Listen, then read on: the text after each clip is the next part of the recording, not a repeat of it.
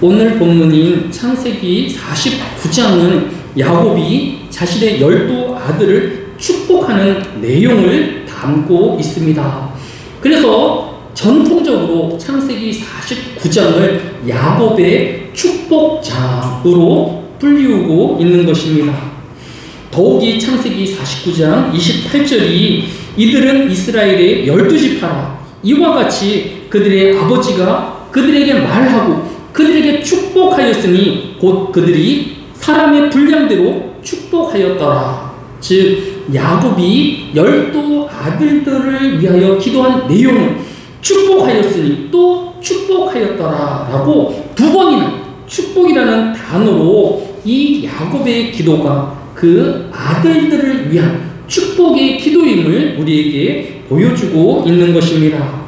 먼저 그가 어떻게 축복 기도하였는지를 살펴보면 먼저 창세기 49장 전체가 야곱이 그의 아들인 12아들을 위하여 기도한 것을 볼 수 있습니다. 49장 8절에 보면 유다여 너는 내 형제의 찬송이 될지라 라고 하였고 야곱이 네 번째 아들인 유다를 축복한 것을 볼 수 있습니다. 또한 창세기 49장 20절과 20절에 보면 아셀 지파와 납달리 지파를 위하여 아셀에게서 나는 먹은 것은 기름진 것이라 그가 왕의 수라상을 차리리로다. 납달리는 노인 암사슴이라 아름다운 소리를 발하는도다 라고 기도한 것을 볼 수 있습니다. 부모인 야곱은 그의 자녀들이 기름진 삶과 풍성한 양식을 위하여 기도하였고 자유롭고 기쁨이 있는 암사슴과 같은 삶을 살 것을 축복한 것을 볼 수 있습니다. 이처럼 성경은 부모가 자녀를 위하여 그런 축복의 기도를 하는 것을 볼 수 있습니다. 신약성경인 마가복음 10장 13절로 16절에도 보면 사람들이 예수께서 만져주심을 바라고 어린 아이들을 데리고 오매 그 어린 아이들을 안고 그들 위에 안수하시고 축복하시니라 라고 하였습니다. 즉 부모는 자녀에게 기도하되 축복의 기도를 행하는 자가 되어야 할 것입니다. 우리나라는 예로부터 자신의 자식들을 막말로 부르고 또 이름도 험한 이름으로 불러서 그렇게 불러야 아이들이 오래 살 수 있다라는 잘못된 인식으로 자녀들을 그렇게 함부로 대하고 또 천한 이름으로 부르는 습관이 있었습니다. 하지만 성경이 교훈하는 것은 자녀들을 존중하며 그 아들들을 위하여서 잘 되어지기를 기도하는 부모가 될 것을 우리에게 교훈하여 주고 있는 것입니다. 예수님도 자신의 자녀를 기도하여 주기를 바라는 많은 사람들을 내어쫓지 않으시고 제자들은 그 부모들을 막아섰지만 그 부모들을 자신에게 가까이 오게 하시고 그 아이들 직접 품에 안으셔서 그 아이들에게 안수하시면서 또 그 아이들 위하여 축복 기도한 것을 볼 수 있습니다.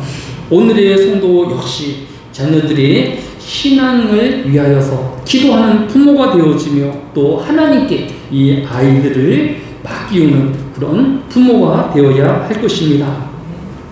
또 우리가 축복 기도를 성경에서 찾아보면 구약의 제사장들은 이스라엘 백성들을 위하여 축복 기도하는 것을 볼 수 있습니다.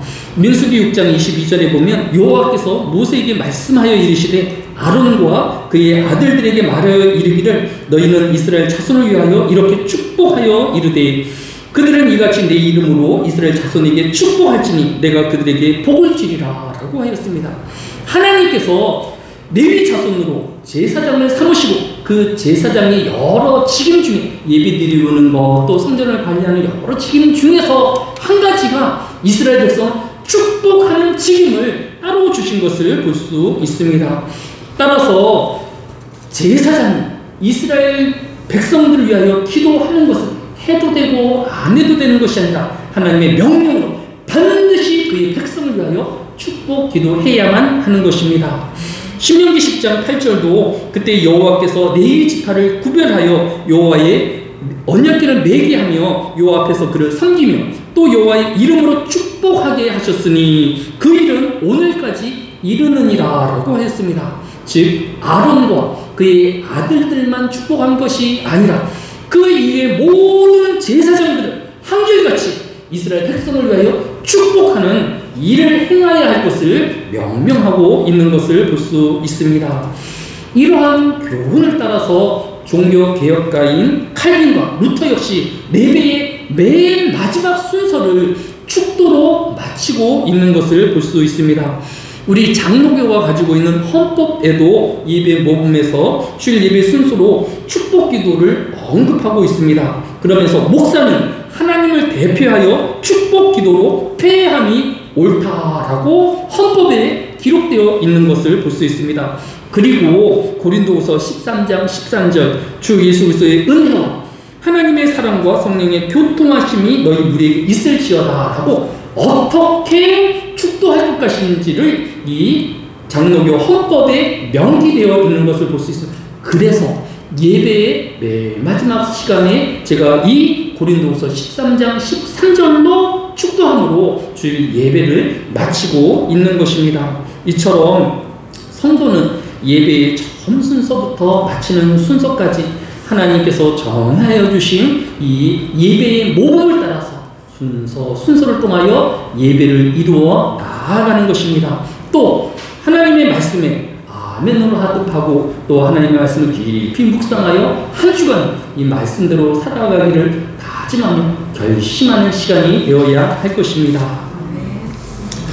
두 번째로 그러면 오늘 이 창세기 49장의 야곱이 12자녀를 위하여 기도한 내용들을 조금 더 자세히 살펴보려고 합니다. 먼저 장자인 루벤에 대해서는 창세기 49장 3절로 4절에 보면 루벤아 너는 내 장자요 내 능력이요 내 기력의 시적이라 위풍이 월등하고 권능이 탁월하였다마는 물에 끓은 같았은즉 너는 탁월하지 못하리니 내가 아버지의 침상에 올라 더럽혔음이로다 그가 내 침상에 올라섰도다 라고 했습니다. 이 내용이 무엇인가 찾아보면 창세기 35장 22절에 이스라엘이 그 땅에 거주할 때 르우벤이 가서 그 아버지의 첩 비라와 동침하매라고 기록하고 있는 것을 볼 수 있습니다. 지금 창세기 49장은 야곱이 자녀들을 축복하는 기도라고 하였는데 첫째 아들인 르우벤에게는 감추고 싶고 또 사람들에게 잊혀졌으면 하는 그 일들을 명기하면서 이 르우벤이 이 자신의 계모를 범하였음을 공개적으로 드러내고 있는 것을 볼 수 있습니다. 뿐만 아니라 창세기 49장 5절에 보면 시므온과 레위인은 형제요 둘째 아들과 셋째 아들입니다. 그들은 칼의 폭력의 도구로다라고 하였습니다. 아니 둘째 아들과 셋째 아들에 대해서도 폭력의 도구라라고 기도한 것을 볼 수 있습니다. 그 배경을 살펴보면 창세기 34장 25절에서 제3일에 아직 그들이 아파할 때 야곱의 두 아들 디나의 오라버니 시몬과 레위가 각기 칼을 차고 가서 그 성읍을 습격하여 그 모든 남자를 죽이고 라고 하였습니다. 이 시몬과 레위의 친여동 대신 디나가 세겜성의 아들에게 간음을 당하자 이 친오빠인 시몬과 레위가 밤중에 기습하여서 성 안에 있는 모든 남자를 다 잔인하게 사륙한 것을 기록하고 있는 것을 볼 수 있습니다. 이처럼 야곱은 자녀들의 허물이나 잘못을 감추고 또 정당화하려는 것이 아니라 그러한 모든 허물들을 다 드러내고 있는 것을 볼 수 있습니다. 그러고 보면 야곱의 축복 기도는 일방적인 자녀의 무탈이나 번영 그리고 장수만을 구한 것이 아니었던 것을 볼 수 있습니다. 일반적인 사람들이 자신의 자녀들의 허물과 죄를 감추고 변명하기에 급급한 반면에 야곱은 자신의 자녀들의 죄를 구체적으로 지적하고 겉으로 드러낸 것을 볼 수 있습니다. 여기서 우리는 과연 자녀를 위한 축복의 기도가 무엇인지 다시 한번 생각해 보아야 합니다. 세상 사람들에게 복이라는 것은 내가 노력하지 아니하여도 내가 노력한 것 이상으로 재물을 얻거나 내가 노력한 것 이상의 지위를 얻는 것을 복이라고 생각하고 남들이 다 아프고 또 단명할 때 자신은 아프지 않고 오래 사는 것을 복이라고 생각하는지 모르겠습니다. 하지만 성경이 교훈하는 복은 시편 73편 28절에서 하나님께 가까이 함이 내게 복이다 라고 했습니다. 또 복은 시편 84편 12절에 만군의 여호와여 주께 의지하는 자는 복이 있도다. 하나님을 의지하는 게 복이라고 하였습니다. 또 시편 146편 5절에 하나님으로 자기 도움을 삼으며 여호와 자기 하나님에게 소망을 두는 자는 복이 있도다. 즉 하나님께 소망을 두는 자가 복이 있다라고 하였습니다. 하나님을 가까이 하는 것, 또 하나님을 의지하는 것, 하나님께 소망을 두는 것이 복이라고 교훈하고 있는 것을 볼 수 있습니다. 한마디로 세상의 복이 이 세상의 소유와 또 이 세상의 부를 쌓아가는 것이라고 하면 성경이 이야기하고 있는 복은 하나님과 관계되어지고 있는 것을 볼 수 있습니다. 따라서 야곱은 자녀들이 이 땅에서의 부귀와 또 재물의 많음을 위하여 기도하지 아니하였습니다. 그는 시편 32편 1절에 허물의 사함을 받고 그 죄의 가리움을 받는 자는 복이 있도다.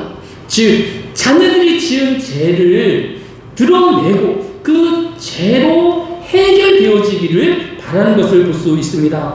시편 32편 2절은 마음에 간사가 없고 여호와께 정죄를 당치 않는 자가 복이 있도다 라고 하였습니다. 사람이 지은 죄는 감춘다고 부모가 그것을 막는다고 없어지는 것이 아니라는 것입니다. 야곱은 그들이 잊고 싶은 그 죄를 적시하여 드러내므로 그 아들들이 그 자신의 지은 죄를 바라보게 하고 계속 회개하며 다시는 그 죄에 범하지 아니할 수 있도록 경계한 것을 볼 수 있습니다. 즉 야곱은 그들이 하나님께 나아가 회개하며 또 하나님의 용서와 궁리를 있기를 원하였던 것을 볼 수 있습니다. 이것이 야곱이 자녀에게 줄 수 있는 가장 큰 축복의 기도인 것입니다. 복음이란 이렇게 죄의 해결을 뜻하는 것이 복음인 것입니다. 마태복음 4장 17절도 예수께서 비로소 전파에 이르시되 회개하라 천국이 가까이 왔느니라 라고 하였습니다. 예수님은 사람들의 죄를 없다고 그 죄를 간과한다고 하지 아니하시고 각자가 지은 죄와 허물을 회개할 것을 촉구하고 있는 것입니다. 또 그 죄를 지적할 뿐만 아니라 그 죄의 대가를 위하여 예수님이 친히 십자가에 달리셔서 그 몸의 피와 또 그 몸의 모든 불을 쏟으시며 대가를 치르심으로 우리에게 죄의 사함을 또 죄의 대가를 치러주심으로 죄의 해방함과 사망의 그늘에서 우리를 해방하여 주신 것입니다. 따라서 우리는 늘 우리의 허물과 죄의 회개를 하여서 하나님 앞에 의로운 자가 되어지며 예수 그리스도의 공로를 날마다 덧입는 자가 되어야 할 것입니다. 오늘의 지은 죄에 우리는 회개함으로 또 예수 그리스도의 십자가의 공로를 덧입는 자가 되어지며 이 한 주간 또 우리의 말의 허물들과 우리의 행실의 부족함을 인하여서 회개하는 자가 되어지며 겸손한 자가 되어지고 예수 그리스도의 긍휼과 예수 그리스도의 은혜를 구하는 한 주간이 되어야 하는 것입니다. 부모는 자녀들의 허물과 죄를 무조건 감싸거나 또 자녀들의 죄를 변명하기보다 그들이 어찌하든지 하나님 앞에 회개하며 그의 죄값을 치르도록 돕는 자가 되어지며 그를 위하여서 수고하고 애쓰는 자가 되어야 할 것입니다. 그러면 이렇게 부모의 죄의 지적과 죄의 대가를 치르게 되어지면 결과가 어찌 되었을까요? 레위 지파 같은 경우에는 자기 여동생의 가늠함을 보복하기 위해서 그 가늠함의 몇 배, 성 안에 있는 모든 남자들을 다 도륙하는 큰 죄를 지었습니다. 그리하여서 그가 받은 야곱의 기도가 창세기 49장 7절입니다. 다 같이 한번 같이 읽겠습니다. 창세기 49장 7절입니다. 시작. 그 노여움이 혹독하니 저주를 받을 것이요 분기가 맹렬하니 저주를 받을 것이라. 내가 그들을 야곱 중에 나누며 이스라엘 중에서 흩으리로다 라고 했습니다. 이것은 더 이상 축복의 기도가 아닙니다. 저주를 받고 두 번이나 자신의 아들, 세 번째 아들인 레위가 저주를 너가 지은 죄악으로 저주를 그 대가를 치를 것이다 라고 2번이나 말하고 있습니다. 뿐만 아니라 너는 그 대가로 흩어지는 자가 되어질 것이다. 즉 그는 한 곳에 모여 살지 못하고 여러 곳에 나누어서 사는 뿔뿔이 흩어지는 이런 미래를 맞게 되어질 것을 말씀하고 있는 것을 볼 수 있습니다. 레위 지파는 자신의 아버지인 야곱의 이 기도를 들었을 것입니다.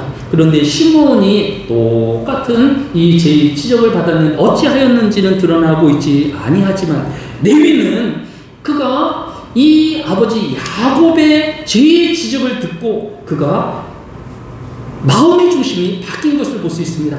그 전까지는 하나님이 너 필요 없고 내 감정이 우선입니다. 내 평생을 범하였다고 당장 가서 그 모든 성 안에 세겜성의 남자들을 도륙하는 것이 분에 풀리는 자기 중심과 혈기로 살았다고 하면 출애굽기 32장에 보면 모세가 시내산에 십계명으로 올라가서 이스라엘 백성들이 금송아지를 섬기고 우상을 섬길 때였습니다. 이때 모세는 출애굽기 32장 26절에 이에 모세가 진군에 서서 이르되 누구든지 여호와의 편에 있는 자는 내게로 나오라 하며 레위 자손이 다 모여 그에게로 가는지라라고 하였습니다.